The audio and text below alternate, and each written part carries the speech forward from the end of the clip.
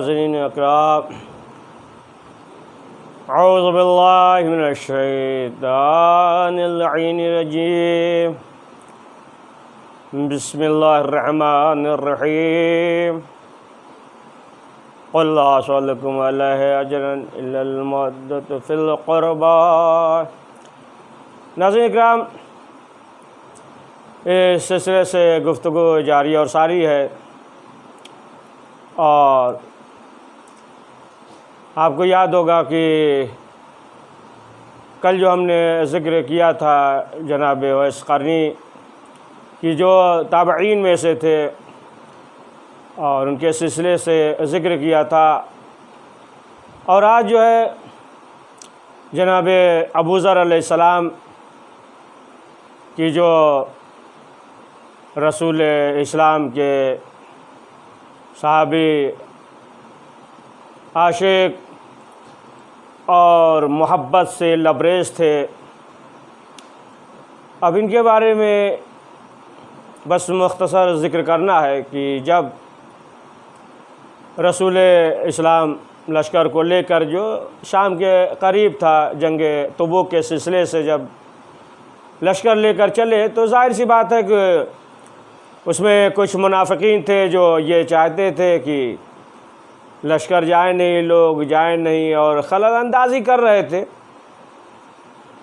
لیکن بہرحال جو قافلہ چلا تو زیادہ اساس بھی نہیں تھا، سامان بھی نہیں تھا، بہت سے ایسے بھی تھے کہ مثلاً جو ہے ایک دو کھجور کھانا پڑتا تھا۔ لیکن جب یہ قافلہ چلا، کچھ دور قافلہ پہنچا، تو معلوم یہ ہوا کہ ایک شخص واپس ہو گیا۔ اس طریقے سے 3 افراد ہیں، تو ایک شخص جو ہے واپس ہو گیا، تو لوگوں نے کہا کہ اے اللہ کے رسول، فلاں شخص جو ہے وہ قافلے سے واپس چلا گیا۔ رسول اسلام نے فرمایا کہ بہرحال اس کے لیے جو ہے خیر نہیں ہے، یہی خیر ہے اس کے لیے، تو چلا گیا تو ٹھیک ہے، بہتر ہے، اس کے لیے جو ہے بھلا ہے۔ اگر خیر ہوتا تو یہ ساتھ میں چلتا، خیر ہوتا تو پروردگار جو ہے بھیج دے گا۔ بہرحال کچھ دور آگے بڑھے تو پھر لوگوں نے کہا کہ اے اللہ کے رسول، دوسرا شخص بھی چلا گیا، تو یہی جملہ رسول اسلام نے فرمایا کہ بہرحال جانا ہی اس کے لیے خیر ہے، اگر رکنا اس کے لیے خیر ہوتا تو ہمارے قافلے کے ساتھ ہوتا۔ کچھ دور اور قافلہ آگے بڑھا تو لوگوں نے کہا کہ اے اللہ کے رسول، جناب ابوذر بھی چلے گئے، یعنی قافلے کے ساتھ نہیں ہے، تو وہی جملہ کہا کہ ان کے لیے جو ہے خیر ہوتا تو آتے، بہرحال اسی میں خیر ہے، چلے گئے۔ اب جو ہے تھوڑی دیر کے بعد دیکھا یہی جناب ابوذر ہے، ظاہر سی بات ہے کہ قافلے سے جو ہے رک گئے،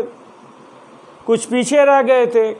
اور اس کی وجہ یہ تھی کہ ان کے پاس جو سواری تھی، اونٹ تھا، تو بہت کمزور، لاغر کمزور تھا، اور یہاں تک کہ راستے میں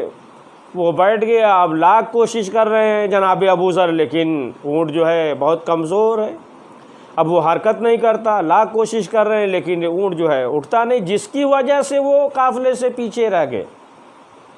اب بہت کوشش کرنے کے بعد بہرحال اب خود جو ہے سامان وغیرہ کو لیا اور چلے۔ اب جب چلے تو راستے میں دیکھا کہ ایک پہاڑی ہے، اور وہاں پہ جو ہے ایک جگہ پانی جمع ہے، ٹھنڈا پانی تھا، شیرنی پانی تھا۔ بہرحال اس پانی کو اپنے کوزے میں بھرا۔ اب جب چلے ادھر تو لوگوں نے کہا کہ اے اللہ کے رسول کوئی آ رہا ہے، تو جناب رسول اکرم حضرت محمد مصطفیٰ صلی اللہ علیہ وآلہ وسلم نے فرمایا کہ وہ ابوذر ہوں گے، وہ کوئی اور نہیں، ابوذر ہوں گے۔ اب لوگوں نے کیا دیکھا کہ جناب ابوذر چلے آ رہے ہیں، اور جو ہے بہت تھکے ہوئے اور نیم بے ہوشی کی عالم میں۔ اب جب آئے تو رسول اسلام نے دیکھا تو حکم دیا کہ پہلے جو ہے ابوذر کو پانی پلاؤ،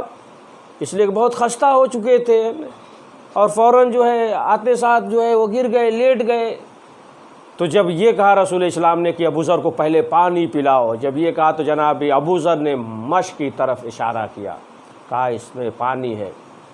تو رسول اسلام نے سوال کیا کہ ابوذر، جب تمہارے پاس پانی تھا تو پانی کیوں نہیں پیا؟ تو جناب ابو ذر نے کہا کہ یہ خیال تھا کہ ایسا نہ ہو کہ رسول اسلام پیاسے ہوں اور ہم پانی پی لیں، لہٰذا جو ہے ہم نے پانی نہیں پیا کہ ہم پانی پی لیں۔ اب آپ جو ہے اندازہ لگائے کہ ایسا جانثار، ایسا محب اور ایسا ایثار کرنے والا آپ کو اس دنیا میں کوئی ملے گا؟ اس طریقے سے ایثار کر رہا ہو۔ یہ تھے رسول اکرم اہل بیت معصومین علیہ السلام کے چاہنے والے کہ جو لبریز تھے عشق اہل بیت میں، عشق رسول اکرم حضرت محمد مصطفیٰ صلی اللہ علیہ وآلہ وسلم۔ تو آپ تاریخ دیکھیں، اسے ملتا ہے کہ ہجرت کے 3 سال کے وقت جو ہے کچھ وفد آیا رسول اسلام کے پاس، لوگ آئے اور آنے کے بعد کہا کہ ہم مسلمان ہو گئے ہیں، لہٰذا جو ہے کچھ افراد کو بھیج دیجئے تاکہ وہ جو ہے تعلیم دیں، لوگوں کو قرآن سکھائے، جو مسلمان ہو گئے انہیں قرآن سکھائے، انہیں جو ہے اسلام کے اصول کو ہے نا بیان کریں، تعلیم دیں۔ تو رسول اسلام نے 6 افراد کو بھیج دیا۔ اب جب جیسے یہ پہنچے، اب ظاہر سی بات ہے کہ وہاں پہ پہنچے، وہ قافلہ جو ہے جو ازل یہ قافلہ تھا، بہرحال جب جیسے ہی پہنچے رات کے وقت جو ہے کچھ افراد جو ہے تلوار لے کر آئے اور حملہ کرنے لگے۔ بہرحال اب پہلے سے منصوبہ تھا یا کیا تھا، اور اس کے بعد جو ہے لوگوں کو اسیر کر لیا، سوچا کہ انہیں جو ہے قریش کے پاس بیچ دیں گے، فروخت کریں گے۔ تو بہرحال اس میں جو ہے لوگوں سے یہ کہا کہ بہرحال ہم مشرکین کے پاس جو ہے فروخت کریں گے اور جو ہے یہ تمام چیزیں ہیں، لہٰذا انکار کیا، کچھ لوگوں کو شہید کر دیا، لیکن 3 افراد بچے رہے، جناب خبیب اور جناب زید اور عبداللہ بن طارق۔ جناب عبداللہ یہ بھی تھے، بہرحال انہیں لے کر چلے، اسیر کر دیا کہ فروخت کریں گے۔ تو عبداللہ بن طارق جو ہے انہیں موقع ملا اور انہوں نے سوچا کہ ہم نکل جائیں، بہرحال ادھر سے حملہ کیا اور انہوں نے بھی حملہ کیا، یہ جو دشمن تھے منصوبہ تھا، آخرکار انہیں بھی قتل کر دیا۔ اب جو ہے جناب زید بچے، حکم دیا کہ انہیں قتل کیا جائے، اور جب قتل کرنے کا حکم ہوا تو ابو سفیان اس نے سوچا کہ اب بہترین موقع ایسے صورتحال میں فائدہ اٹھایا جائے، اور دیکھا کہ اب جو ہے یہ قتل ہو گئے، پھانسی دی جائے گی۔ تو ابو سفیان نے کہا کہ دیکھو یہ بہتر ہوتا کہ رسول اسلام قتل ہو جاتے اور تم جو ہے آرام اور سکون کے ساتھ اپنے بیوی اور بچوں کے ساتھ ہوتے۔ انہوں نے جواب دیا، جناب زید نے کہا کہ دیکھو ہم یہ برداشت نہیں کر سکتے یہاں تک کہ رسول اسلام کے پاؤں میں کانٹا چبھ جائے اور ہم جو ہے سکون اور اطمینان سے اپنے بیوی اور بچوں کے ساتھ رہے، ہم یہ برداشت نہیں کر سکتے۔ اب ابو سفیان کا جو منہ کھلا تھا تو کھلا ہی رہ گیا۔ اب اس نے کہا کہ دیکھو کس قدر جو ہے محمد سے محبت کرنے والے ہیں، کس قدر جو ہے اس سے محبت کرتے ہیں۔ اور آخرکار پھر جناب خبیب انہیں بھی حکم دیا اور انہوں نے بہت جلدی کہا موقع دے دو نماز پڑھ لیں، بہت جلدی نماز پڑھی اور کہا کہ دیکھو اس لیے جلدی نماز پڑھ لی تاکہ یہ نہ کہنا کہ خوف کی وجہ سے انہوں نے طول دے دیا۔ اور آخرکار جو ہے یہ بھی مسکراتے ہوئے جب حکم قتل کیا جائے گا مسکرا رہے تھے اور صدا بلند کر رہے تھے، لیکن کچھ افراد نے دیکھا کہ ان کے اندر جو ہے خوف خدا پیدا ہوا، خوف خدا کی وجہ سے گر گئے، یعنی اس طریقے سے مسکراتے ہوئے آگے بڑھے کہ کچھ لوگوں کے دل میں خوف خدا پیدا ہوا۔ پھر جو ہے خوف خدا سے گرے، مناجات کرنے لگے، دعا کرنے لگے کہ پروردگار یہ بات جو ہے رسول اسلام تک معلوم ہو جائے اور جو انہوں نے ظلم کیا ہے تو پروردگار یہ بھی نیست و نابود ہو جائیں۔ تو اب آپ دیکھیں کہ کیسے کیسے شہدائی تھے، کس قدر جو ہے محبت سے لبریز تھے۔ یا مثلا جو ہے سعد بن ربیع، ان کے بارے میں ملتا ہے کہ یہ جو جنگ ہے نا، جنگ احد میں۔ بہرحال یہ جو افراد تھے تو انہوں نے سوچا بہت موقع ہے کہ بدر و احد کا جو ہے بدلہ لے لیں گے، لیکن ان کے بارے میں ملتا ہے کہ جب ان کے اوپر زخم لگے، یعنی روایت میں یہ ہے کہ 1 2 نہیں 12 زخم لگے تھے، یعنی جنگ احد میں یہ مسلمان جو ہے کامیاب ہوئے، پھر پہلے جو ہے اس سے پہلے وہ حاوی ہوئے، تو آخر کار 12 زخم لگے ہوئے تھے۔ تو یہ ہوا کہ محمد قتل کر دیے گئے، تو ایک اصحاب جو ہے ان کے پاس آیا اور آنے کے بعد کہا کہ محمد قتل کر دیے گئے۔ تو انہوں نے یہ کہا، سعد بن ربیع نے یہ کہا کہ محمد قتل کر دیے گئے لیکن اللہ تو ہے، محمد کا اللہ تو ہے،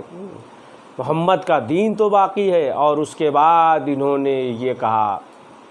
کہ ہمارا سلام پہنچا دینا، اور دیکھو جب تک تمہارے جسم میں جان رہے محمد کو کچھ نہ ہونے پائے، یعنی آخر وقت تک جو ہے یہ کہہ رہے ہیں، انصار سے صحابی سے یہ کہہ رہے ہیں کہ محمد کو کچھ نہ ہونے پائے جب تک تمہارے جسم میں جان رہے۔ تو اب آپ اندازہ لگائیں کہ کیسے شہدائی تھے، کیسے محب تھے، کیسے عاشق تھے، کس قدر جو ہے محبت میں لبریز تھے۔ تو عزیزان محترم،